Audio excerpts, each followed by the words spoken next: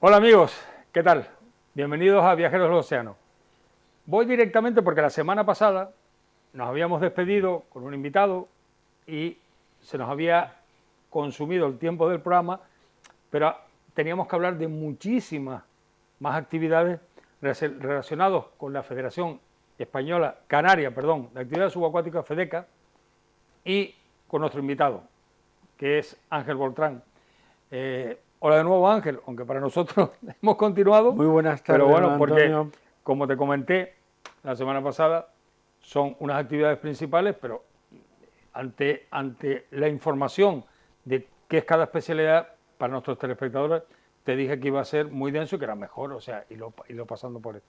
Me preguntaste hace un momento de entrar en antena, me dijiste, ¿y de qué vamos a hablar? Pues te lo explico muy fácil.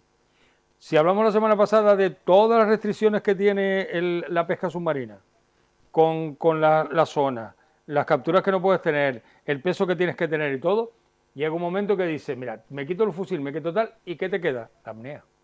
Totalmente. Otra de las actividades que, por cierto, creo que es una de las que más tarde ha llegado también, aunque siempre se ha practicado, pero de una forma en plan deportivo, como competición, ha sido una de las que creo que más tarde ha entrado en este club Sí, selecto de pruebas deportivas. Y la apnea es una de las actividades, yo creo que quizás, fíjate, para mí la más tarde ha llegado, sin embargo, es la que ha vivido siempre con el hombre, que es aguantar la sí, respiración. Y por supuesto, en la apnea también somos una potencia. totalmente. A nivel nacional, yo podría decirte que por lo menos, como mínimo mínimo, en la modalidad outdoor, somos los número uno a nivel nacional.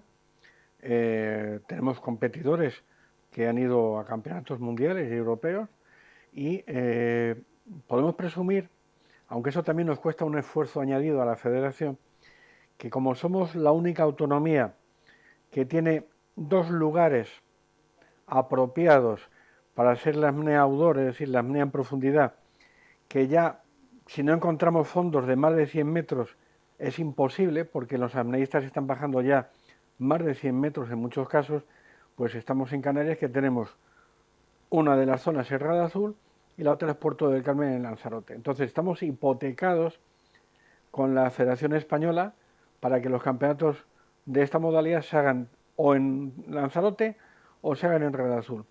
Este año nos toca aquí en Red Azul y la competición será a finales del mes de septiembre, perdón, buscando unas fechas en las que posiblemente el tema de las mareas, la luna y todas estas cosas conjuguen bien, y para tener todo el tiempo suficiente para preparar un equipo nacional que vaya al mundial donde se vaya a celebrar. A ver, básicamente la apnea es la interrupción voluntaria de la respiración. Totalmente. Nada más, o sea, es que tampoco requiere más este deporte. Pero es una auténtica salvajada lo que hacen hoy en Sí, día. yo creo Y que además, y además, no es una sola actividad. O sea, hay muchísimas especialidades, que de eso vamos a hablar. Porque hay una que es la que más llama la atención, que es la profunda. sí, Y ha hablado de que bajan a más de 100 metros. sí, sí, vamos a ver. La apnea se basa en el más tiempo, más lejos, más profundo. Estos son los tres parámetros fundamentales. Más lejos, podemos hablar de lo que es la apnea dinámica en piscina. Más tiempo, la apnea estática. Y más profundo, sin duda ninguna, la modalidad de mar, la apnea outdoor. Eh, Ten en cuenta que ahora mismo el descenso más profundo que se está haciendo en peso constante, es decir, tú subes o primero tú bajas para después subir con el mismo peso que llevas en la cintura o sin ningún peso en la cintura. No es como el peso variable o no límite que había hace muchos años. O sea, tú bajas con 1 kilo de plomo, por llamarlo de una manera clara, y tienes que subir con ese kilo de plomo. Con la diferencia que a nivel de superficie tú vas a tener una atmósfera de presión, pero cuando llegas a 100 metros, pues imagínate tú que tienes ahí 11 atmósferas y es una presión de 11 kilos por centímetro cuadrado en tu piel. Es Sí, brutal. Y hay pero que subir, ¿eh? Porque la apnea no es solo bajar. no, pero es que a eso voy. No son 100 metros, son 200. Sí, sí, son Son 200 200 metros. y ahora se está llegando en esta modalidad, como te estaba comentando, a 137 metros. Pero 137 metros, ¿se baja con aleta o baja con un cabestand o baja solo? No. O sea, la modalidad de apnea dinámica, que estas marcas están haciendo con monoaleta, esa aleta que es Sí, tipo parece cola de una... sirena, ¿vale? Se está llegando a 137 metros. A esa profundidad ya no hay ni luz. El apneísta baja con una pequeña linternita que lleva colocada aquí en el gorro, baja por paralelo a un cabo al que va sujeto con un langer. Un langer es una sujeción que consta de un mosquetón que luego va sujeto normalmente a la muñeca del deportista para que no se pueda soltar, para que no pueda, digamos, perder la dirección del descenso. Y cuando estás abajo y te toca subir, pues es complicado, es complicado. Yo recuerdo cuando la apnea la empezamos a hacer aquí en Canarias, pues las marcas máximas estaban 50, 60 metros, y éramos nosotros mismos los que hacíamos la seguridad. En los años 70 había una tienda aquí, una de las primeras de buceo, que la llevaban unos italianos que tenían un parentesco con el gran Enzo Masiorchi, Sí, Mallorca, que fue sí. el primero que demostró que el hombre podía bajar por debajo de 50 metros. Sí. Hoy en día 50 metros lo hacen de entrenamiento. No, o sea, los 50 metros prácticamente a nivel nacional nadie te compite a bajar 50 metros. Todo el mundo está mucho más por debajo. Y hay una cosa, Ángel, que ya el peligro que entraña para el deportista, por la profundidad, todo, pero los asistentes que están abajo, Bueno, o sea, eso... antiguamente todo evolucionó afortunadamente en favor de la seguridad. Había que bajar gente con botellas, y tú ya sabes bien lo que supone eso. No, Que estar, 137 es imposible. pero tú imagínate que había gente que bajaba 70, 80, a lo mejor tenían alguna mezcla y tal, pero luego esa persona que tenía que esperar a que bajara el deportista, cogiera el testigo y subiera, pues tenía que ser pues el notario, el fedatario de que aquel tipo ha llegado, no ha llegado haciendo ninguna maniobra extraña, ha cogido el testigo y ha subido. Ese señor, para estar abajo en la profundidad máxima, ponle 15 segundos, 30 segundos, luego se tenía que dormir haciendo las descompresiones a medio camino, ¿no? Entonces, eso ha avanzado un montón. ¿Cómo se hace ahora? Bueno, pues en los últimos años se está haciendo de la siguiente manera. Primero, disponemos, bueno, nosotros como federación no, tenemos que alquilarlo y pagarlo. En muchos casos, ya cuando son ciertas profundidades, de una especie de robot submarino que baja por un cabo y va visionando la inmersión del deportista en ese intento, ¿vale? Porque también hay unos reglamentos que no permiten agarrarse del cabo, tal. Entonces eso se va grabando todo, se graba cuando llega al final, se graba cuando coge el testigo de la profundidad que ha alcanzado y se le graba cuando va subiendo. Entonces, en ese tramo, calcula de 137 metros hasta los 40 y pico metros antes de llegar a la superficie, ahí no hay ningún humano, solamente está el robot ese que va vigilando. ¿Pero tienen algún tipo de escape por si a lo mejor se sienten mal o cualquier cosa? A 40 y pico metros ya está bajando un apneísta de seguridad con un scooter que baja también a pulmón, baja haciendo apnea. Sí, por eso este tema se ha simplificado por una parte, pero se ha vuelto complejo por la parte del apoyo de los apneístas de seguridad. Sí, pero ya independientemente de que el deportista a esa profundidad, es que son 137 metros, Sí. Es que cualquier cosa que te pase, ¿entiendes? Es un problema, pero es que ya yo no hablo de eso, hablo del plan de seguridad que tienen que preparar, y más en un campeonato de España. No, vamos una cosa. Nosotros ya hace años que tomamos la determinación de contratar a una empresa que se llama Apnea Canarias, son profesionales de este tema, son gente que tiene su base que tienen sede en Radazur. En Radazur, sí, en el muelle. Sí, exactamente, en el hangar aquel grande que hay, tienen la sede.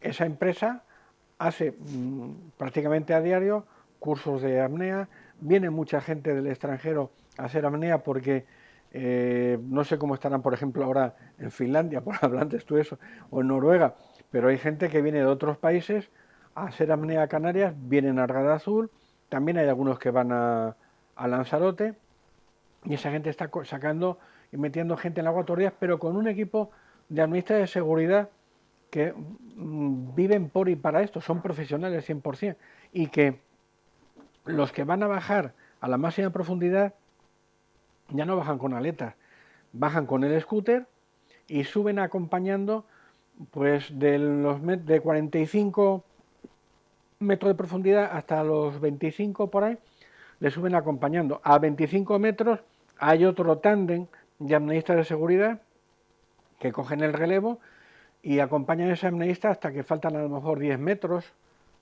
y luego hay un relevo final ahí hasta que llega a la superficie, es decir, y todo con unos tiempos marcados. Sí, pero espérate, ¿cuánto es la media de un tío que baja 137 metros y puede subir?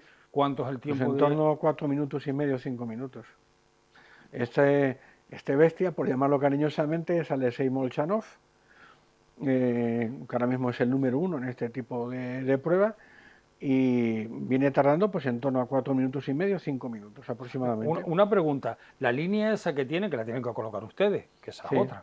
Sí, esa línea va medida, va marcada, está controlada las distancias en metros y está supervisada y revisada el cabo mojado y el cabo seco, porque claro, un cabo mojado puede estirar, ese cabo cuando se seca encoge. Entonces, eso se hace los días previos para que ahí, calcula que una distancia de 130 y pico metros, pues el estira y el afloja puede estar hablando de más de 1 metro tranquilamente. Sí, pero una cosa, hay un límite, porque te pongo un ejemplo, supongo que 5 amnistas de este tipo llegan a lo máximo, a 137, ¿cómo los clasifican?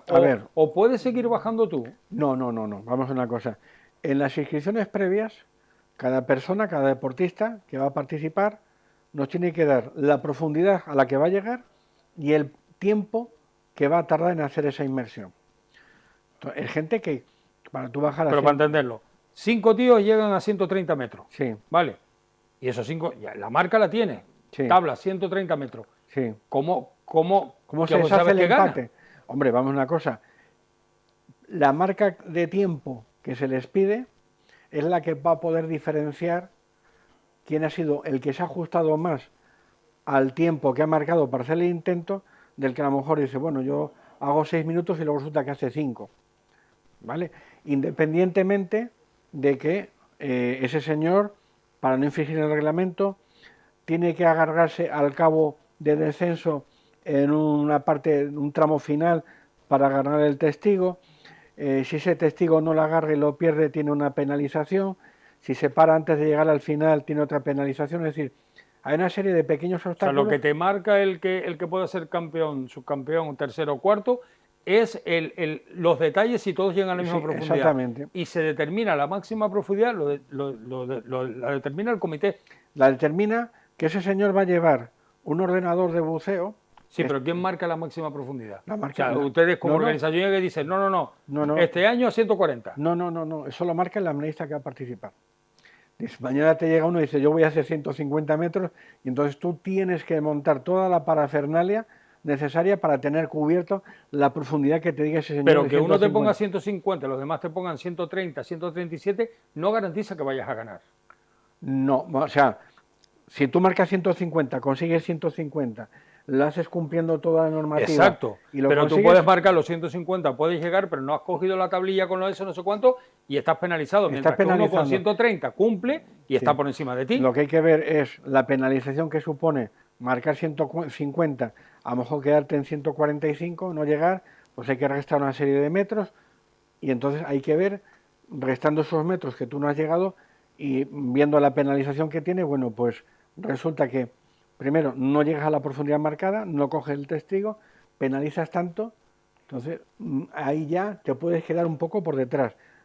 Pero normalmente el que te dice 135 es que esos 135 los está haciendo en entrenamiento. Es muy raro y totalmente desaconsejado que una persona marque una profundidad para competir que esté más allá de lo que son sus posibilidades. Porque claro, aquí los errores se pagan. A ver, yo que es lo que estaba oyendo, o sea, mucha gente se estará preguntando, está diciendo, ¿qué necesidad? Sí. O sea, porque vamos a ver, dentro de los deportes que estamos hablando y de la competición que lleva, a mí la que me parece, o sea, más salvaje es esta. Sí. O sea, ¿qué necesidad de bajar a ¿Y 137 qué metros? necesidad hay de subir al Everest, que ya ¿Eh? aquello parece un camping? Bueno, pero ahí tienes espacio, ahí la gente te ve, Sí, sí, ¿qué no, quieres que te diga? en el mar tienes un Pero es que montón de espacio. no, sí, claro, pero no tienes luz a 137 metros, tú sabes No lo ves que es. nada, no ves nada. No ves nada, estás a 137 metros en una línea que cuando miras para arriba dice, el que me viene a echar una mano está a 40. Sí. Por eso tú tienes que ser como deportista muy consciente de cuáles son tus límites. O muy loco. Te contaré. Afortunadamente ya la gente cada día se ha vuelto más consciente porque sabe que primero le van a descalificar. Porque si tú sales con un accidente, es decir, puedes tener un blackout, puedes tener una samba y dependiendo de la gravedad del accidente, el médico que está en el barco auxiliar te va a decir, tú mañana no vas a competir. Eso es otra. Sí, La seguridad ahora. totalmente. Entiendo que tienes que conectado con la cámara hiperbárica con un médico Sí, especialista. sí. Nosotros vamos a una cosa. A pie de prueba. Sí, vamos a una cosa.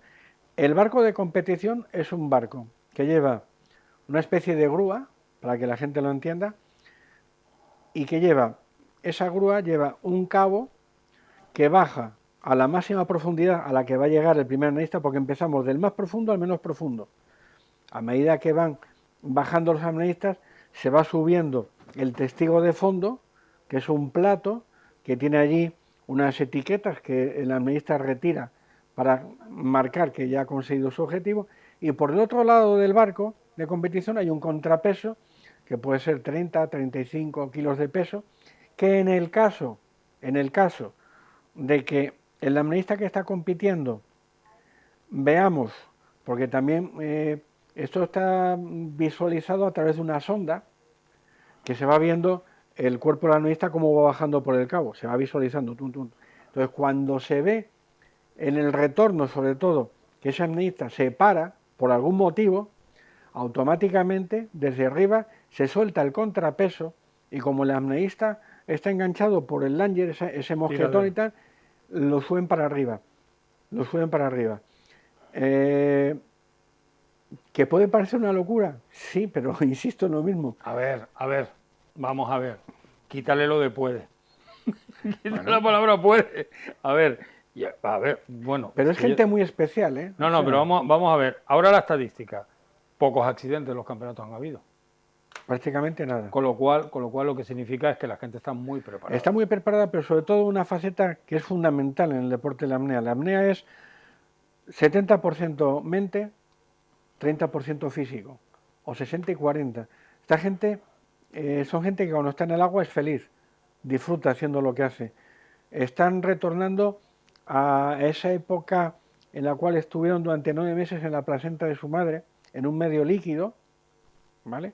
Y que cuando en el parto rompen y van a un medio aéreo, ahí viene su gran trauma. El ser humano es mamífero acuático por naturaleza.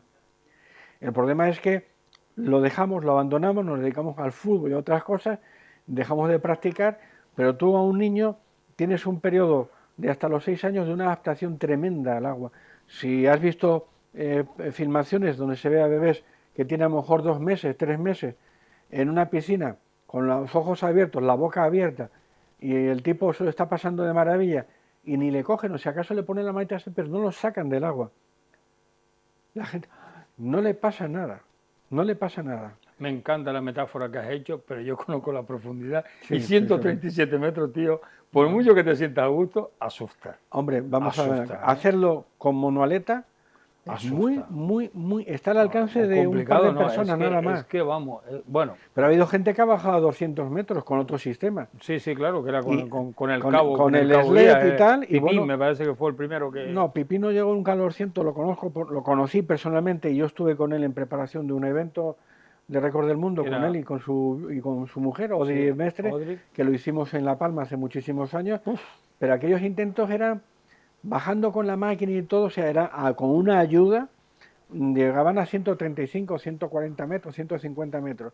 Y el primero que empezó a ver la peligrosidad de esas modalidades de bajada ayudados por el trineo o Básicamente era una cuerda donde había como un contrapeso que te agarraba y ¡bumba! Para abajo. Para abajo. Le podías meter los kilos que quisieras. Sí, sí, sí. Y abajo, cuando llegabas abajo al tope, el que ha tenido oportunidad de ver en el Gran Azul, pues lo ha visto con unos artilugios todavía más primitivos, pues abajo había un sistema, o había diferentes sistemas, para abrir una botellita de aire y meter aire en un balón de estos que se utilizan para levantar pesos del fondo y subir disparado para arriba.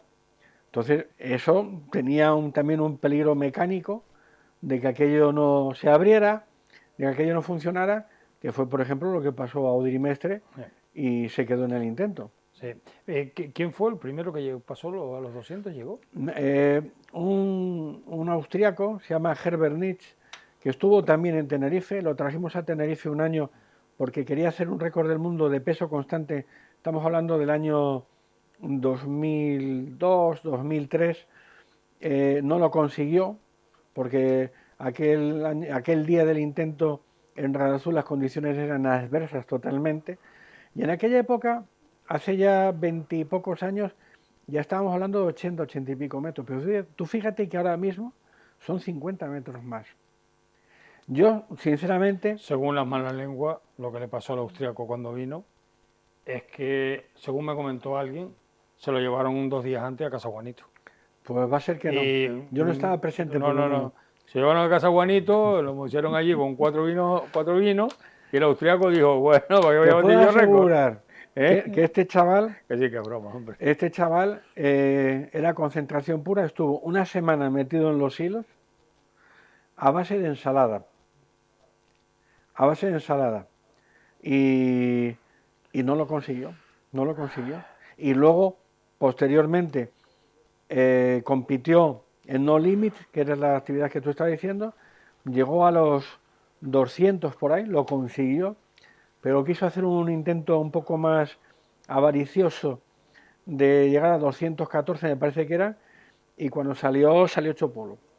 Pérdida total del equilibrio, tuvo algunos daños físicos y cerebrales importantes y tardó mucho tiempo en recuperarse. Brutal. Supongo que habrá un límite, porque vamos, hace 60, 70 años decir esto era ciencia ficción.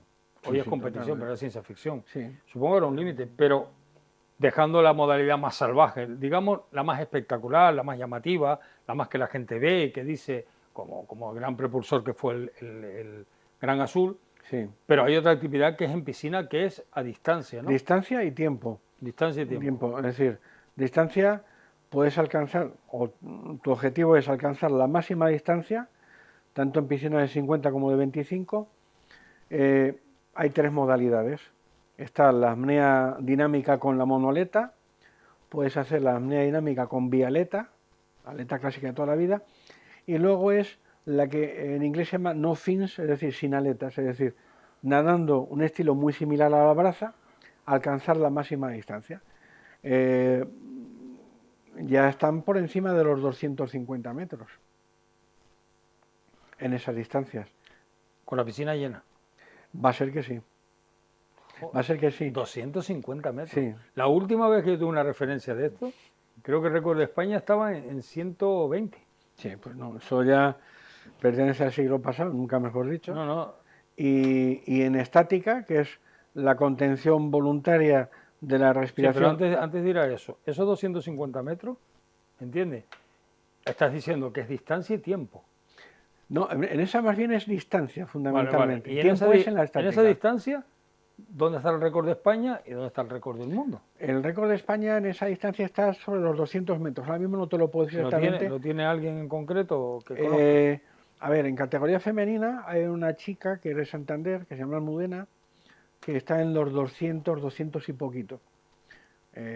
Practica también la pesca submarina y es súper competitiva, ¿no? Y en chicos andará en los 200 y poquito. Pero el récord del mundo está en más de 250, 270 metros ya, rozando los 300 metros. Sí. Y cuando te diga que en apnea estática, que es contener el máximo de tiempo la respiración, pues hay gente que llega a los 10 minutos sin respirar previamente oxígeno, ¿eh? Ojo, esto hay que dejarlo muy claro. porque salen marcas y récords del Guinness y no sé qué, un señor que ha estado veintitantos minutos en apnea, en una piscina o en un estanque. Pero previamente ese señor ha estado respirando oxígeno puro, a lo mejor pues... Estos son cosas de las grabaciones, no esto, porque es normal. Sí. Es más, en cualquier otra ocasión hubiera cortado, pero creo que el hilo no quiero perderlo. O sea, No, va una cosa. Esa gente respira oxígeno puro previamente al intento.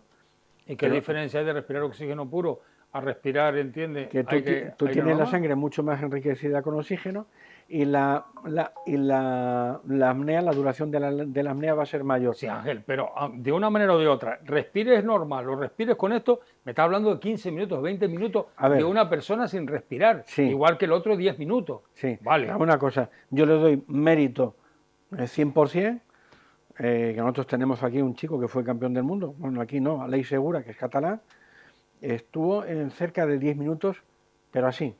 O sea, yo le he visto competir, yo he estado al lado de él, y te pones nervioso porque lo ves convulsionar, porque está teniendo espasmos, porque el cuerpo y el cerebro le piden respirar, y el tipo sigue sufriendo ahí, sigue aguantando. Es muy psicológica, es una prueba para mí de las de la apnea, quizás como dureza mental es la más dura, quizás, y eso es a base de entrenamiento, no es a base de respirar oxígeno. Nosotros en los campeonatos internacionales, cuando un deportista, sea quien sea, va al servicio y va con un bolso, antes de entrar en el baño le registramos el bolso, porque se podía dar la picaresca de que ese señor llevara un biberón cargado de oxígeno y que en el baño, sabiendo a la hora que tiene que competir, se pusiera ciego respirando oxígeno y luego llegara allí y nos tomara el pelo a todo el mundo, ¿no? Entonces eso se controla, pero ya te digo, Aleix Segura es un hombre que 10 minutos y no le pasa nada. No. A ver, yo sé que ahora mismo la gente que lo está oyendo va a empezar a decir, eso te mata las neuronas, que no, siguen compitiendo y tal. Pero 10 minutos, 10 minutos aguanta. O sea, hagan ustedes la prueba. Intenten ustedes estar un minuto sin respirar para controlar eso. Pero ya no es eso, sino 10 minutos. O el otro, aunque se haya puesto oxígeno, 20 minutos. Sí, pero ese que se ha puesto oxígeno bastante tiempo antes, yo estoy seguro que no hace los 10 minutos sin respirar oxígeno previamente. No lo sé, o sea, vamos a ver, el mérito lo tendrá, visto desde el punto del que conoce, lo tiene de los 10 minutos normales. El otro, vale, está falseado, pero para la gente normal, o sea, son 20 minutos sin respirar, ¿eh? Sí. Por mucho que te pongas y por mucho que tal, o sea, son 20 minutos sin... Mentalmente tienes que ser muy fuerte. Sí, y en este apartado, ¿dónde estamos? A nivel España, ¿quiénes son los primeros? A nivel europeo. A ver, a nivel europeo en apnea, Italia siempre ha sido la número 1. Bueno, ahí tenemos al famoso Umberto Pellizzari, Humberto, fue uno de los... Un gran maestro, sí. Un tipo que marcó un antes y un después en la apnea, una persona que dio y transmitió la información necesaria al público en general mediante su academia, que se llama Apnea Academy, que tenemos una sede Europa abajo en La Caleta, en Aleje. Que antes la llevaba, no sé si la sigue llevando. Sí, la lleva Paco González Castro. Sí. Y a partir de ahí, la apnea se hizo famosa. Yo reconozco que yo venía de pesca submarina y cuando Paco me dice, oye Ángel, que va a venir Humberto a dar el primer curso de apnea en Europa, me apunto. Eso fue en el año 2001. Ha llovido bastante. Pero se promocionó para todo el mundo. Antes veías un recorte de una revista, porque antes no había las filmaciones que hay hoy en día. La revista Buceadores, la otra tal, las cuatro cosas que había. Sí. Y cogías y te hiperventilabas como un burro para poder aguantar más tiempo y lo que estabas haciendo era jugártela, ¿no? Claro. Para tener un blackout. Pero a partir de ahí yo creo que cambió todo en el mundo de la apnea. ¿Y de figuras españolas y canarias, quién está ahora compitiendo al más alto nivel? A ver, nosotros hemos tenido especialmente dos figuras muy relevantes. Una ha sido Miguel Lozano, que es uno de los fundadores de Apnea Canarias en Radar Azul. Este chico compitió a nivel mundial en varios lugares, como en Bahamas, en esos cenotes que hay allí, que son súper profundos y tal, y bajaba hasta 100 y pico metros, y además la modalidad de él era una bajada libre, o sea, el tipo bajaba por el cabo, tirando del cabo sin aletas ni nada, y subía por el cabo tirando para arriba. Y ahora está en los últimos años más dedicado a la formación, a impartir cursos por toda la geografía nacional e internacional, y luego el otro, que es nuestro de aquí totalmente, que es Alfredo Roen, que es de Weimar, que bueno, ha sido un referente y sigue siendo un referente no para los canarios, sino a nivel nacional por ser una persona súper sencilla, súper cercana, nunca fue de campeón por la vida. De hecho, las instalaciones del complejo deportivo que hay en Weimar, con la piscina cubierta, llevan su nombre, piscina Alfredo Roe, y que bueno, pues hace poco ha competido en un máster para personas de más de 50 años, porque Alfredo supera los 50 ya con creces, y me parece que ganó el campeonato del mundo máster. No tengo la información, tranquilamente. Apasionante. La verdad que la apnea parece, es que la más sencilla de practicar, pues no necesitas nada. Y sin embargo es una de las Pero más es la que más apasionantes. conocimientos te exige. No. Evidentemente, esa fusión entre lo físico y lo mental, que es fundamental, que yo creo que es la única que lo lleva a tal nivel, ¿eh? A tal nivel, el límite. Pero es curioso que tú haces un curso de formación para gente que no ha practicado nunca la apnea y tú dices, venga, un curso, viernes, sábado y domingo. Viernes teórica, sábado la gente aprende a respirar, aprende a relajarse, empezamos ejercicio en piscina por la tarde y luego el domingo vamos al mar. La gente, cuando empieza el curso, tú dices, ¿cuál es tu máxima capacidad de apnea? No, yo aguantaré un minuto, yo que sé, minuto 30. Cuando terminan el curso, con una formación básica, te das cuenta que esa persona puede estar haciendo ya cerca de los 4 minutos sin ningún problema. Por eso digo que la técnica es muy, muy importante, muy importante. Bueno, pues ya saben ustedes, fin de semana pasas de 1 minuto a 4, ya la capacidad, vamos, la tiene garantizada, o sea, bueno, pues impresionante, que impresionante lo que ha evolucionado, Muchísimo. Lo que han cambiado las marcas, pero como en todos los deportes.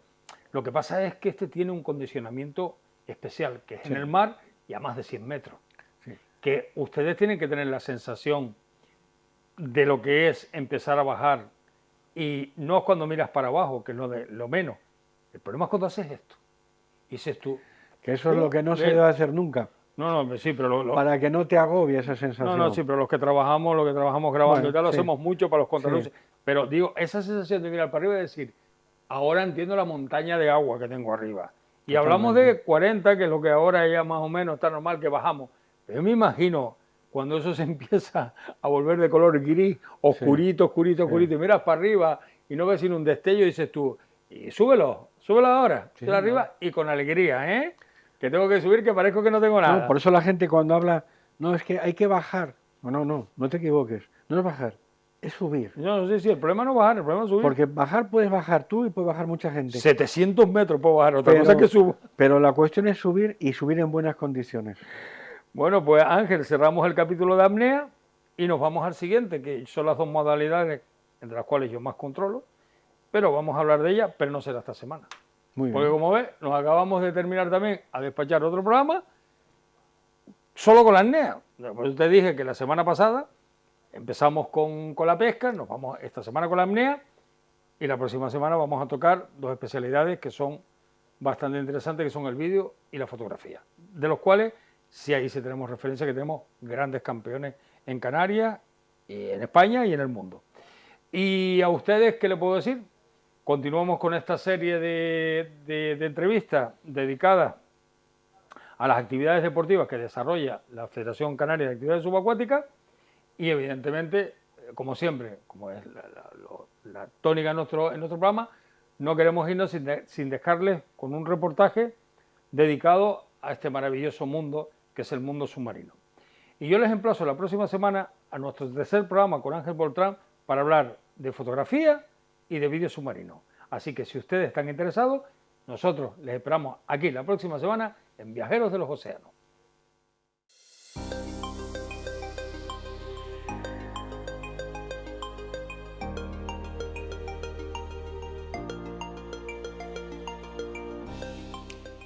Hoy nuestro programa se desplaza a uno de los rincones que ha sido encrucijada de culturas durante milenios. Nos referimos a la ciudad autónoma de Ceuta.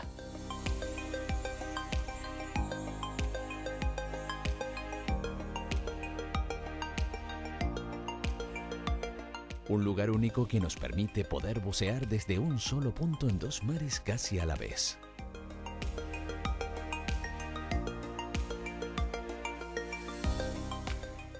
Su privilegiada situación, la hospitalidad de sus gentes, sus playas, la belleza de sus paisajes y su incomparable clima son argumentos más que suficientes para nuestra visita.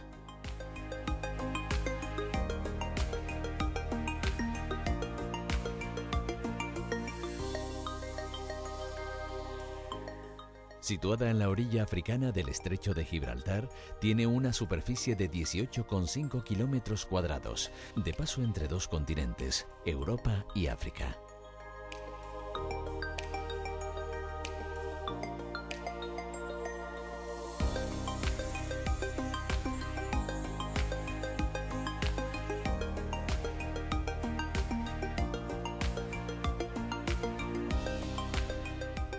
Ceuta siempre ha estado ligada al mar y punto de encuentro de civilizaciones como los fenicios, griegos, cartagineses y romanos forjaron el carácter amable y hospitalario que ha marcado el carácter de sus habitantes hasta la actualidad.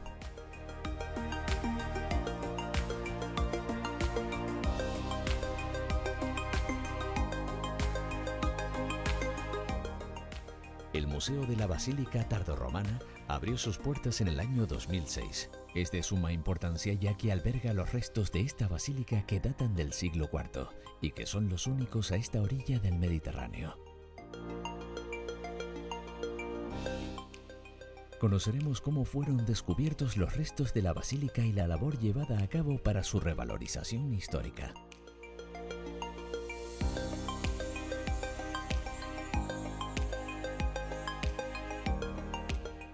También conoceremos las civilizaciones que han pasado por la ciudad antes de la época romana y un recorrido desde la prehistoria hasta la época de dominación islámica.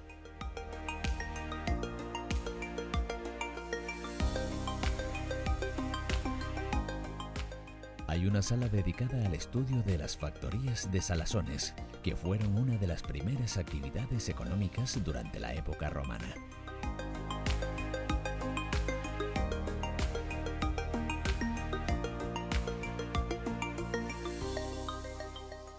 Pero Ceuta dispone de uno de los mejores museos al aire libre del mundo, compuesto por más de 47 esculturas integradas en el paisaje y siempre con el mar como telón de fondo.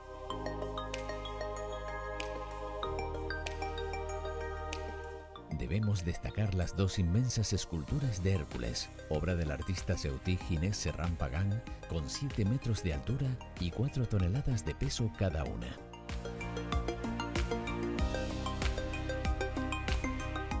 Son actualmente las esculturas en bronce de mitología clásica de mayores dimensiones del mundo.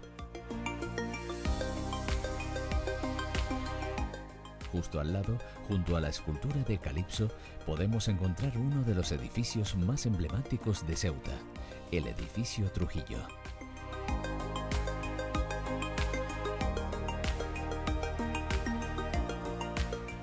Si nos desplazamos hacia la Plaza de los Reyes, encontraremos diferentes monumentos, desde la fachada del antiguo Hospital Real de Ceuta.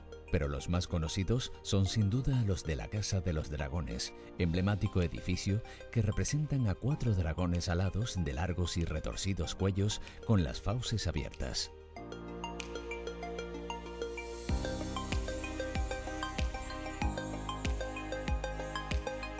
Uno de los símbolos de la ciudad son los numerosos dragones que adornan las calles y plazas del centro histórico.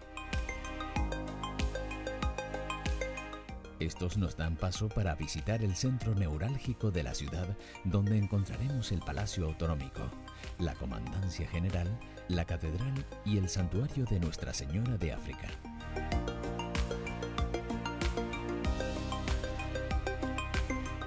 Justo en el centro de la Plaza de África podemos contemplar el monolito a los caídos en la Guerra de África.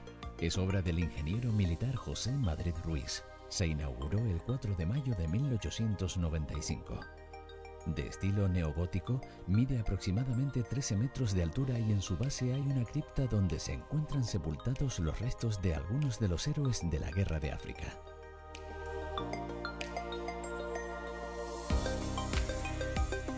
En la Plaza de África tenemos representados los tres poderes: civil, militar y religioso.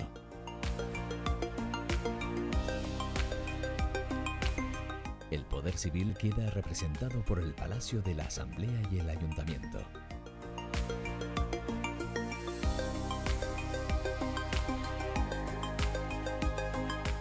El poder religioso está representado por la Catedral de Santa María de la Asunción y el Santuario de Santa María de África, donde podremos deleitarnos con la imagen de la Virgen de África, figura religiosa, patrona de Ceuta, alcaldesa perpetua y gobernadora de la ciudad.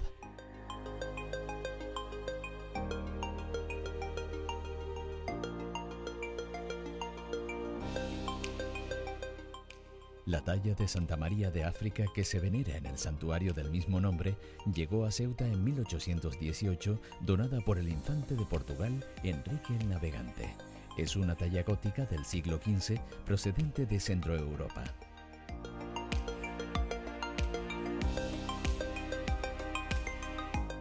Por último, el poder militar está representado por la Comandancia General de Ceuta.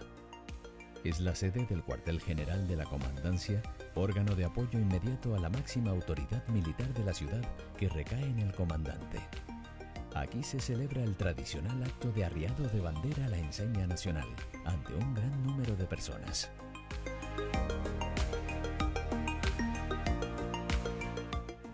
Las murallas reales son uno de los símbolos más representativos de Ceuta. Fueron construidas para proteger el istmo y la península de la Almina, donde se situaba la antigua ciudad.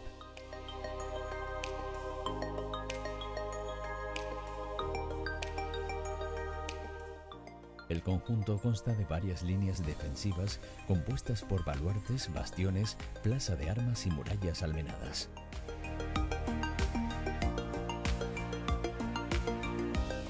Bajo estas murallas, en el año 2002, se descubre un gran tesoro oculto durante más de 10 siglos, la Puerta Califal.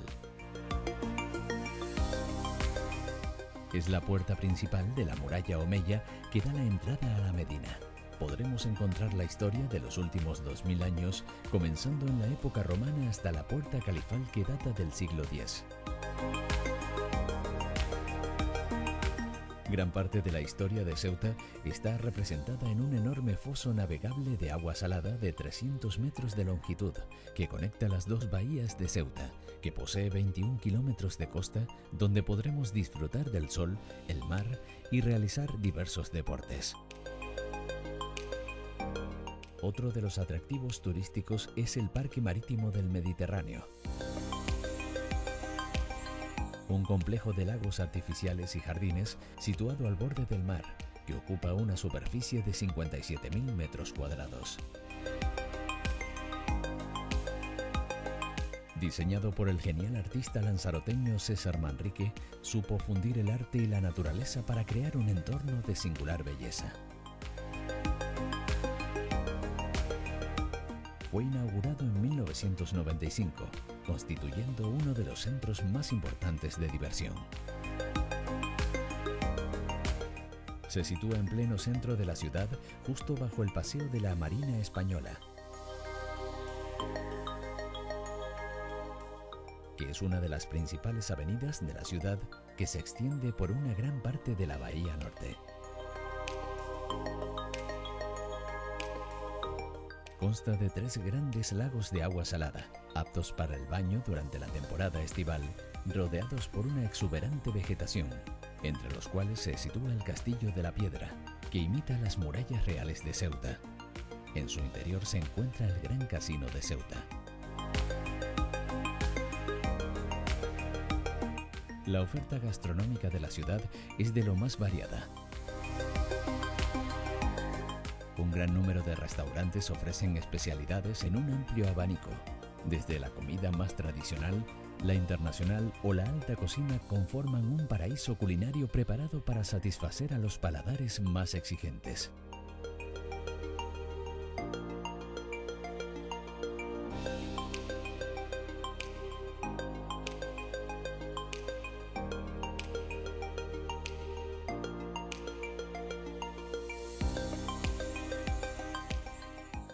Una vez visitados los lugares más importantes que nos ofrece Ceuta, ha llegado la hora de poner en marcha nuestro verdadero propósito: conocer sus fondos marinos. Pero antes de comenzar nuestro periplo submarino, la prudencia nos recomienda acudir a un centro o un club de la zona. Planificar nuestras inversiones con los profesionales que trabajan día a día en la zona es fundamental. Su conocimiento de las corrientes, de su fauna y su profundidad son garantías para el disfrute de este deporte con toda seguridad.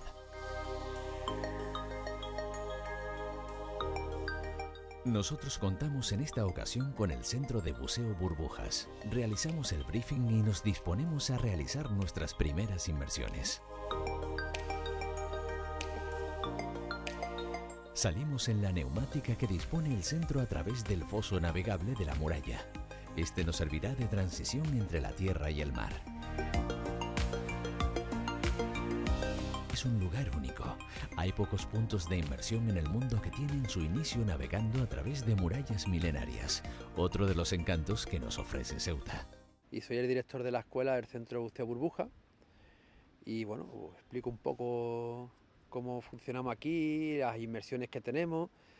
Tenemos inmersiones basadas y preparadas para todos los niveles de buceo recreativo, incluso de buceo técnico.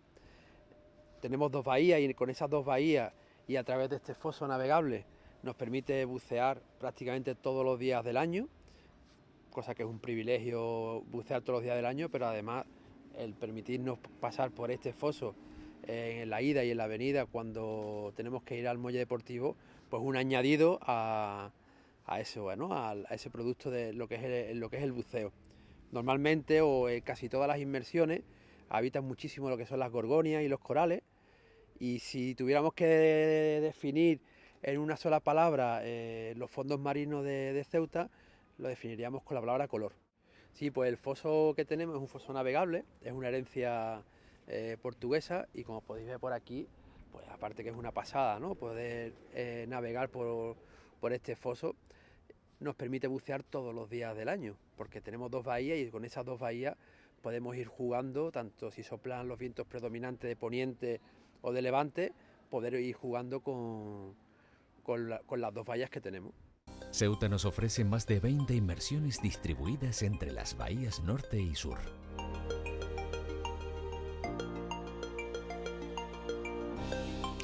Nuestro primer contacto con los fondos de Ceuta resulta mágico. Sus aguas transparentes, pasadizos y beriles son sin duda uno de los principales atractivos submarinos de Ceuta.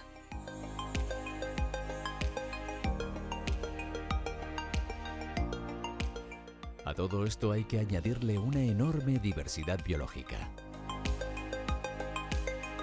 Una de las especies habituales que podemos encontrar en estos fondos es el centollo. Es un crustáceo de gran tamaño y grueso caparazón.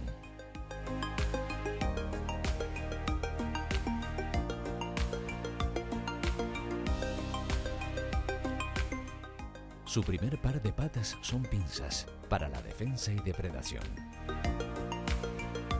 Y los 5 pares restantes son patas ambulatorias que terminan en una garra y van disminuyendo progresivamente de tamaño. Habita fondos rocosos y arenosos en un amplio rango de profundidades. Realiza migraciones a aguas profundas en la época de cópula para volver a aguas someras, más cálidas en la época de puesta. Es un animal de hábitos nocturnos que durante el día permanece inmóvil entre las rocas. La principal amenaza de esta especie es la sobrepesca.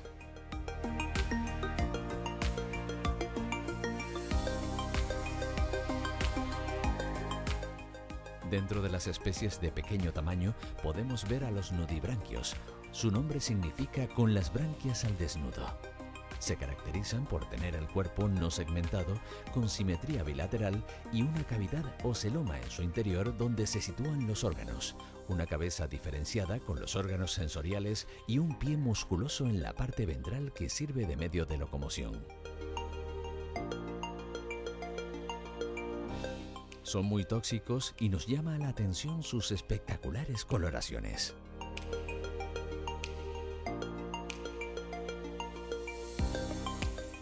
Algunas especies tienen el cuerpo transparente y la capacidad para emitir luz.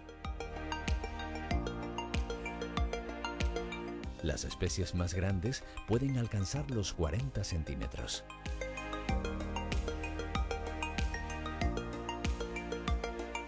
Respiran por branquias que tienen distintas formas y se localizan en distintas zonas del cuerpo. Poseen 2 órganos sensoriales a modo de cuernos, muy coloreados, situados en la cabeza, denominados rinóforos.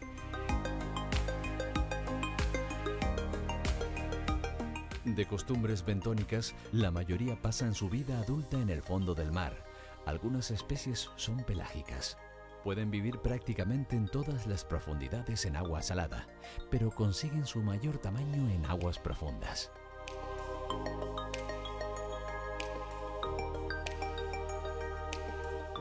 Su dieta es carnívora y se alimentan de otros invertebrados y hasta de los huevos de otros nudibranquios. Son hermafroditas y se reproducen en los meses de primavera y verano.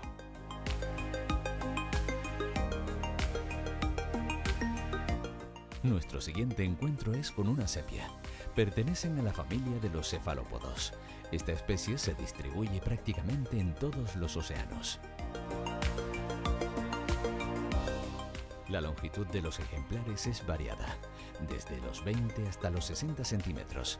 Podemos encontrarlos en todo tipo de profundidades, desde las aguas costeras hasta más allá de los 100 metros. Se alimenta de gambas, cangrejos y pequeños peces.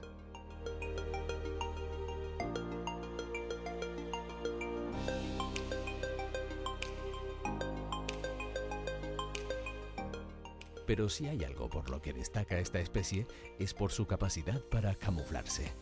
Equipado con cromatóforos en su piel, unos sacos de pigmento rojo, amarillo o marrón que activan a voluntad de su cerebro, consiguen cambiar el color de su cuerpo.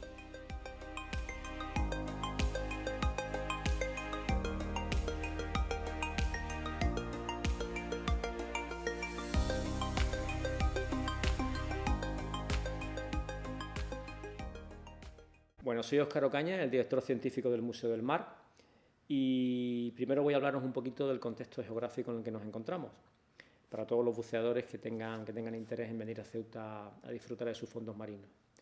Estáis en un medio marino singular, español, del norte de África, que tiene una serie de condicionantes históricos. Es decir, estamos en lo que fue, en parte de lo que fue el mar de Tetis. Y como ejemplo de todo esto, de esta pequeña introducción, y de algo único que vais a poder contemplar en Ceuta, los buceadores que vengáis, tenéis que saber que aquí en Ceuta se desarrolla el bosque de gorgonias más diverso de todo el Mediterráneo. Aquí conviven 8 especies diferentes y confluyen justamente porque hay especies africanas que suben de toda la costa africana y especies puramente mediterráneas que se encuentran aquí. Y entonces esto genera un bosque maravilloso que en algunos momentos os puede parecer que estáis buceando en algunas zonas tropicales, como el Caribe, por la diversidad de gorgonias que hay, ¿no? Destacaros también la belleza de las gorgonias láticos, ¿no?, que son especialmente largas y bastante abundantes dentro de lo que cabe en nuestro litoral. Y luego, quizá lo más específico, especial y lo que hace a Ceuta tener, digamos, científicamente en el medio marino algo propio desde el punto de vista de la biodiversidad, es poseer los bancos de coral anaranjado, que es un auténtico relicto del mar de Tetis, que comentaba antes, poseer las poblaciones más importantes de toda Europa. Se encuentran aquí con 2 comunidades muy específicas, una superficial, para las personas que buceen a menos agua, y una profunda hasta los 60 metros de profundidad, que lo vais a poder observar en la zona de Punta Almina.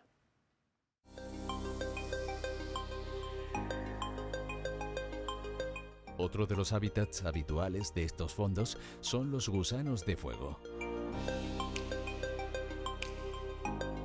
Reciben este nombre debido a unos finos pelillos cargados de toxinas que poseen en sus patas, denominadas quetas.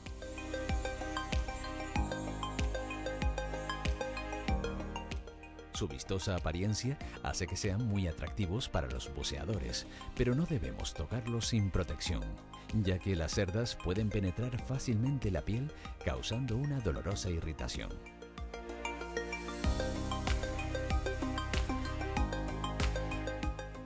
La combinación de sus colores es un aviso de alerta. A este patrón de coloración que usa el gusano se le conoce como patrón aposemático.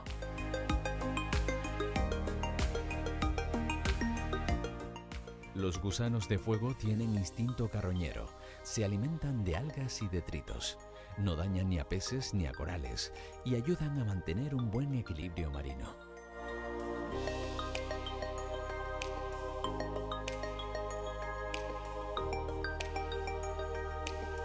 Continuamos y observamos camuflado en el manto de algas a un ejemplar de pulpo. Al igual que la sepia, también pertenece a la familia de los cefalópodos y es uno de los animales más inteligentes de los océanos. Podemos destacar su capacidad para resolver problemas, sortear obstáculos y memorizar patrones. Habitan prácticamente en todos los océanos.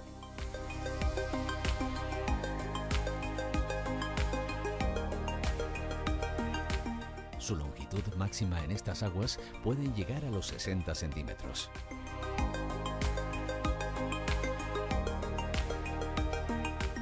Los 8 brazos de los pulpos cuentan con ventosas pegajosas que convergen en el cuerpo del animal. Justo en este punto de confluencia se presenta la boca provista de un pico córneo.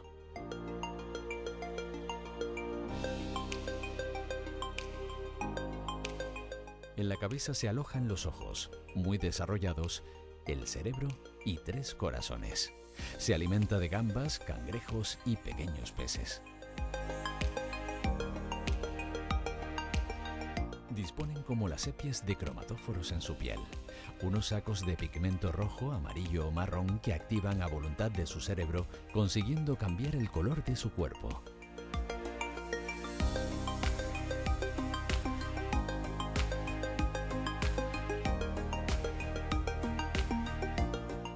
Este ejemplar se mimetiza perfectamente con el entorno, siendo muy difícil su localización si no fuera por la habilidad del submarinista.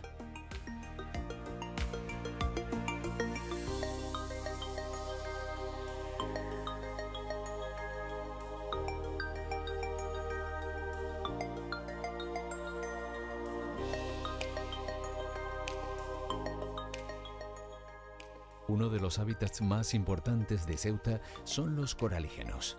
Los fondos coralígenos constituyen la más compleja e importante de las bioestructuras de nuestros mares y son clave para conservar la salud de los mares y océanos.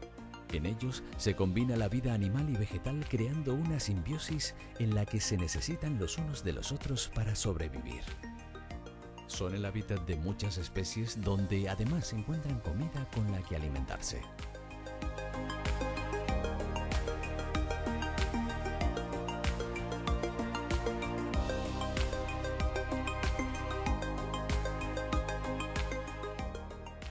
En el coralígeno se pueden encontrar gorgonias que son corales blandos, esponjas, así como variedad de algas, erizos, gusanos poliquetos, ascidias y estrellas de mar de menor tamaño. Estas comunidades son muy sensibles al exceso de sedimentación. Estos sedimentos pueden generar la obstrucción de las estructuras filtradoras de diversos organismos.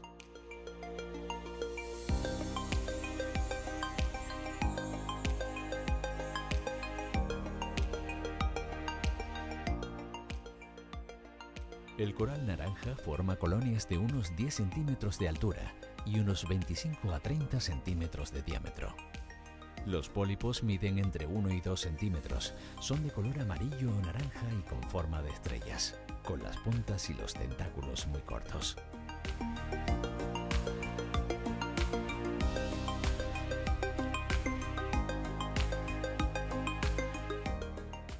Escondidos de la luz, en pequeñas cuevas, encontramos coral rojo. Nosotros nos podemos sentir afortunados de poder ver algunos ejemplares. Vive en colonias con forma de rama de árbol. Su hábitat se encuentra entre los 30 y los 200 metros de profundidad, fijándose en cuevas y paredes rocosas en zonas de aguas tranquilas con poca iluminación. Esta especie fue sobreexplotada ya que es muy apreciada para su uso comercial en joyería y homeopatía.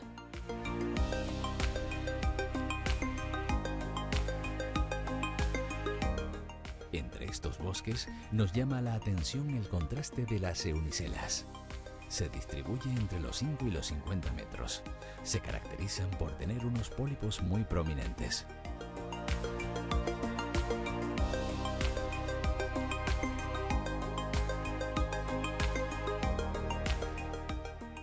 Las larvas se instalan sobre la base de las gorgonias y posteriormente se desarrolla la colonia sobre la especie hospedadora, a la que acaba recubriendo total o parcialmente a la vez que secreta su propio esqueleto.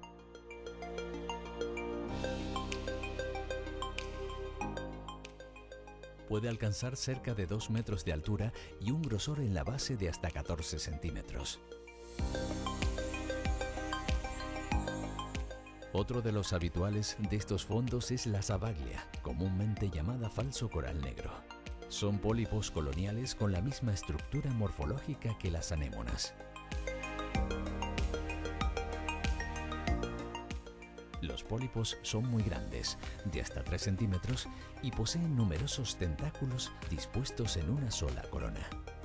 Los científicos mantienen la hipótesis de que este antozoo está mucho más extendido en el Atlántico de lo que se creía. Posiblemente sea más abundante en zonas mucho más profundas, como ocurre en las especies del Pacífico.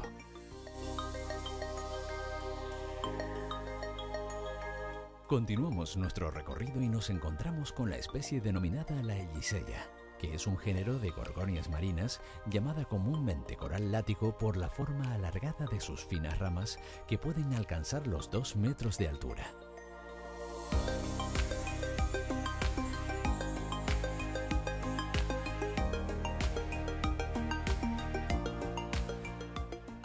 Al encontrarse también en el mar Mediterráneo, es la gorgonia marina de mayor tamaño de Europa. Las colonias de Elliseias se pueden desarrollar sin ramificarse o con pocas ramas, contando con 8 tentáculos. De color anaranjado, podemos encontrarlo entre los 20 y los 250 metros de profundidad en fondos rocosos profundos, anclados a rocas y en paredes verticales. Dado que se encuentran a grandes profundidades, su alimentación se compone de materia orgánica disuelta en el agua y de microplancton que captura con sus diminutos tentáculos.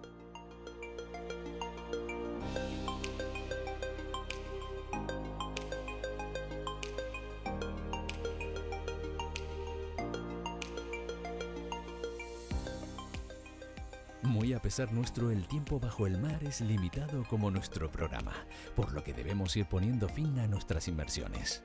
Nos despedimos de Ceuta, un lugar que nos sorprenderá tanto en su superficie como bajo la misma.